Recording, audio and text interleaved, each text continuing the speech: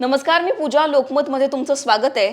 जुलै महिन्याच्या पहिल्या आठवड्यात पाऊस पडला. मुसळधार पावसाचा कहर अनेक जिल्ह्यांमध्ये पाहायला मिळाला.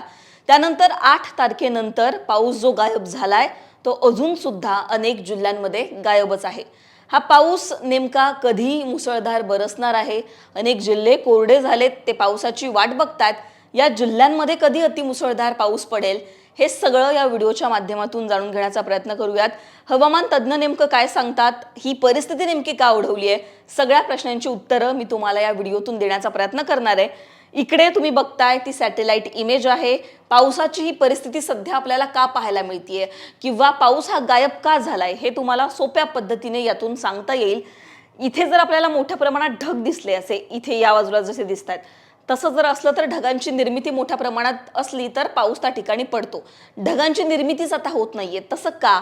तर अरबी समुद्र किंवा बंगालच्या उपसागरात ज्या प्रणाली तयार होतात, जे कमी दाबाचे क्षेत्र तयार होतात, त्यामुळे मान्सूनला पुढे जोरात येण्यास मदत होते, गती मिळते. सध्या अशा प्रणाली आपल्याला कुठेच पाहायला मिळत नाहीये. थोडंफार ढगाळ वातावरण पाहायला मिळतंय. पण विषय काय होतोय, नेमकं जे वारे येत आहेत, कोरडे वारे अफगाणिस्तानच्या दिशेतून, या बाजूने सुद्धा कोरडे वारे येतात आणि हे कोरडे वारे काय करतात, मान्सूनच्या वाऱ्यांना, त्या कोरड्या वाऱ्यांमुळे, उष्ण वाऱ्यांमुळे अडथळा निर्माण होतोय आणि त्यामुळे पाऊस आपल्याला अनेक भागांमधून गायब झाल्याचं चित्र पाहायला मिळतंय. इथे कोणत्याच प्रकारची प्रणाली पाहायला मिळत नाहीये, कुठल्याच प्रकारचं कमी दाबाचं क्षेत्र सक्रिय झालेलं नाहीये. पण दुसरीकडे एक बंगालच्या उपसागरात कमी दाबाचं क्षेत्र सक्रिय होणार आहे. पण ते कधी सक्रिय होऊ शकतं? 20 तारखेनंतर सक्रिय होऊ शकतं.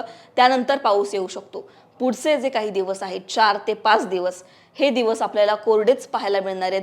या दिवसांमध्ये सुद्धा अनेक जिल्ह्यांमध्ये पावसाचं मोठ्या प्रमाणात आपल्याला थैमान किंवा हजेरी पाहायला मिळणार नाहीये, असा तरी अंदाज यावरून आपल्याला पाहायला मिळतोय. हवामान तज्ज्ञ नेमकं काय सांगतात या संदर्भात लोकमतने सुद्धा बातमी दिलेली आहे. त्यांनी नेमकं काय म्हटलंय जेव्हा आम्ही त्यांच्याशी बोलण्याचा प्रयत्न केला, बघा. हवामान अभ्यासक अथ्रेय शेट्टी हे नेमकं काय सांगतात याच्यावर, की मंगळवारपासून पुढील रविवार सोमवारपर्यंत राज्यात कुठेही मोठ्या पावसाची फार शक्यता नसणार आहे. बुधवारी आणि गुरुवारी किंचित पावसाची शक्यता असली तरी यातून फार काही दिलासा मिळणार नाही. थोडक्यात मुंबईसह मध्य महाराष्ट्र, मराठवाडा, पश्चिम महाराष्ट्र, उत्तर महाराष्ट्र आणि विदर्भात पाऊस पुढचे काही दिवस सक्रिय नसेल. मग हा पाऊस सक्रिय होईल तरी कधी? तर या संदर्भात सुद्धा एक बातमी लोकमतने दिलेली आहे की 20 तारखेनंतर कमी दाबाचं क्षेत्र बंगालच्या उपसागरात सक्रिय होऊ शकतं. पण 20 तारखेनंतर सुद्धा मुसळधार पाऊस पडेल याची कोणतीही दाट शक्यता वर्तवता येत नाहीये. जुलै महिना पावसासाठी ओळखला जातो.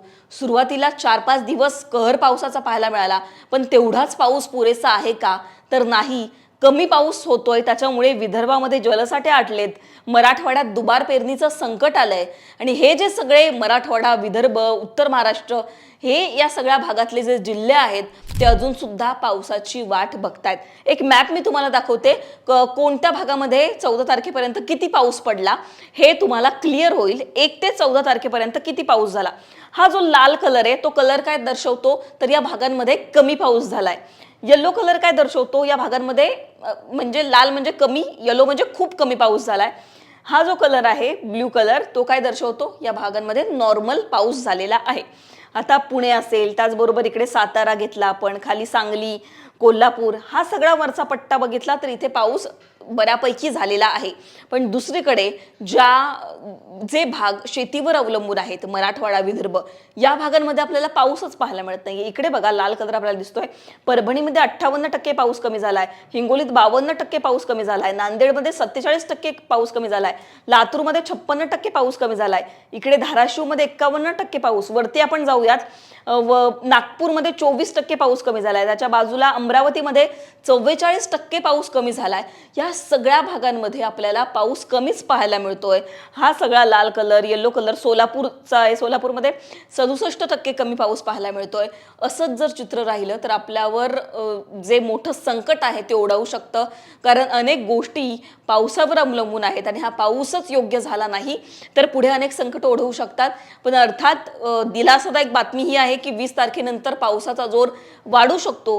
तो वाढणार आहे का, या संदर्भातले अपडेट्स आम्ही तुम्हाला देऊ. सध्या 4 ते 5 दिवस काय अलर्ट आहेत, हवामान विभागाने या संदर्भात नेमके काय अलर्ट जारी केलेत, काय मॅप जारी केलेत, ते सुद्धा मी तुम्हाला सांगते. पुढचे 4 ते 5 दिवस काय परिस्थिती असणार आहे. 14 तारखेचा आपण जर विचार केला, यवतमाळ, चंद्रपूर, गडचिरोली फक्त 3 जिल्हे आणि इकडे ठाणे, पालघरमध्ये आपल्याला येलो अलर्ट दिलाय. या भागांमध्ये पावसाचा आपल्याला हलक्या ते मध्यम सरी पाहायला मिळतील असा अंदाज आहे. दुसरीकडे जळगाव, धुळे, नाशिक, जालना या भागांमध्ये फक्त ढगाळ वातावरण असेल, मुसळधार पाऊस कुठेच नसणार आहे. 15 तारखेचा अंदाज जर आपण बघितला तर तिथे सुद्धा आपल्याला दिसतंय जालना, संभाजीनगर, अहिल्यानगर, नाशिक, ठाणे, रायगड या भागामध्ये येलो अलर्ट आहे. इथे पाऊस पाहायला मिळेल. अनेक भागांमध्ये ना येलो अलर्ट असून सुद्धा मुसळधार पाऊस आपल्याला पाहायला मिळत नाही. तशा कमेंट सुद्धा येत असतात. आता यांनी इथे येलो अलर्ट दिलेला आहे. तुम्ही या भागांमधून असाल तर तिथे काय परिस्थिती आहे हे सांगा. पण हवामान विभाग तर सांगतंय, अशी शक्यता वर्तवतंय की या भागांमध्ये हलक्या ते मध्यम स्वरूपाचा पाऊस पडू शकतो. बाकी आपण 16 तारखेचा अंदाज बघितला तर फक्त धाराशिव, सोलापूर, सातारा या भागांना येलो अलर्ट आहे. दुसरीकडे 17 तारखेचा अंदाज बघितला तर फक्त चंद्रपूर, गडचिरोलीला आपल्याला येलो अलर्ट पाहायला मिळतोय. 4 दिवसांचा हा अंदाज जर आपण बघितला तर फक्त काही मोजके जिल्हे आहेत जिथं हवामान विभागानं येलो अलर्ट जारी केलाय.